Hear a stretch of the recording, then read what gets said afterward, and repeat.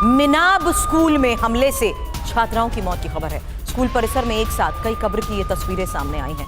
ये वाकई दर्दनाक तस्वीरें हैं। भले ही लगातार बड़ी प्रिसीजन के साथ हमलों का दावा किया जा रहा हो, ये दावा किया जा रहा हो कि ईरान के मिलिट्री इंस्टॉलेशंस को वो टारगेट कर रहे हैं, ये दावा किया जा रहा हो कि उनकी टॉप लीडरशिप के साथ साथ वो जहां से ऑपरेट करते हैं उन्हें टारगेट किया जा रहा है, लेकिन दिनेश जी ये तो एक्सपेक्टेड है। आम लोगों के इस युद्ध की चपेट में आने से बड़े नुकसान और ये दर्दनाक तस्वीरें, इसीलिए मेरा पहले दिन भी ये सवाल था, क्या आप महज एयर स्ट्राइक करके रजीम को बदल सकते हैं? टॉप लीडरशिप को खत्म करते हुए क्या आप रजीम को बदल सकते हैं? दिनेश जी, ये वाकई बड़ा दर्दनाक है। छात्राओं की इतनी बड़ी संख्या में एक साथ छात्राओं की मौत, इस स्कूल कैंपस को निशाना बनाया गया और अब वहाँ कब्रें आपको दिखाई दे रहे हैं। स्कूल परिसर में एक साथ कई सारी कब्र, यहाँ उनकी तस्वीरें, और युद्ध की यही विभीषिकाएं हैं जो न जाने कितनी बार इंसानियत ने देखी।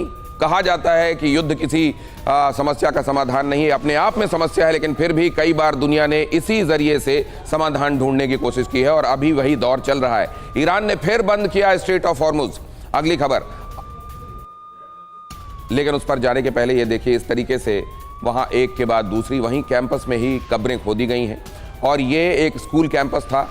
ये कई बार होता है, इंफॉर्मेशन और इंटेलिजेंस के हिसाब से कई बार ये इंफॉर्मेशन भी मिलती हैं कि किसी ऐसी नागरिक जगह को, सिविलियन ठिकाने को मिलिट्री ने अपना छिपने का या वहाँ से ऑपरेट करने का की जगह बनाई होती है। वो इसलिए क्योंकि अमूमन सेनाएं इस तरीके की जगहों को टारगेट करने से बचती हैं। लेकिन दिनेश जी, ये भी तो हमने देखा ना कि आप लोगों के बीच भी तो संदेश पहुंचा रहे थे ना, स्ट्राइक करते हुए। अमेरिका हो या नेतन्याहू, उन्होंने भी तो लोगों को, ईरान के लोगों को ये संदेश दिया, जस्टिफाई करते हुए कि क्यों उनके लिए ये अटैक जरूरी है।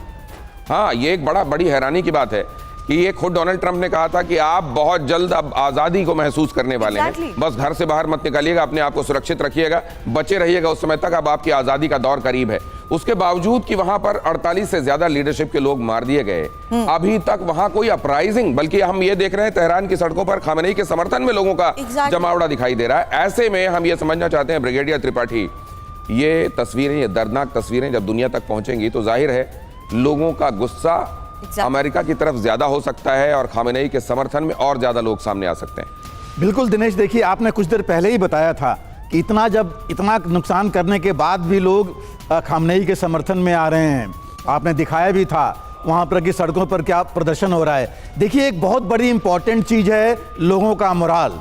पब्लिक मोराल जब तक हाई रहेगा, आप कितना डैमेज कर लीजिए वो आप कैप्चर नहीं कर पाएंगे। उस रेजीम को या उस राष्ट्र के ऊपर आप ज़्यादा कुछ नहीं कर पाएंगे।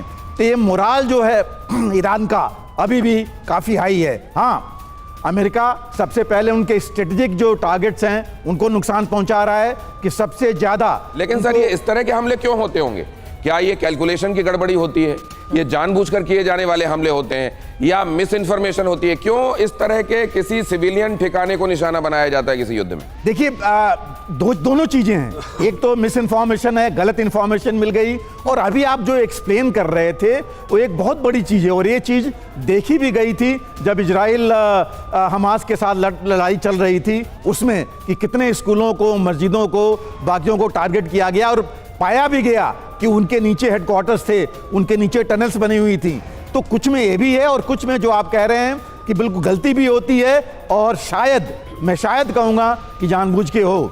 लेकिन इससे आपने देखा कि ये मोराल इनका नहीं हाई हुआ। लेकिन मैं ईरान की भी बात कहना चाहूँगा, जो अभी कुछ देर पहले हम लोग बात कर रहे थे। सर, तो 8 देशों में ईरान का अटैक हुआ है। हम लोग की एक कुछ तस्वीरें जारी की हैं कि कैसे ईरान की तरफ से लगातार हमलों को अंजाम दिया जा रहा है। और ये वीडियोस भी डीजी एक तरीके का वो प्रेशर टैक्टिक्स भी होती हैं, एक मैसेज भी होती है कि देखिए हमारी किस तरीके से फुल स्केल तैयारी है और हमारी इसी तैयारी के बलबूते आप हमारे निशाने पर। ये एक और लेटेस्ट वीडियो सामने आया है जिसमें यह दिखाया गया कि कैसे अलग अलग ठिकानों पर, दिन का वक्त हो या देर रात, हर वक्त ईरान हमले जारी रख रहा है।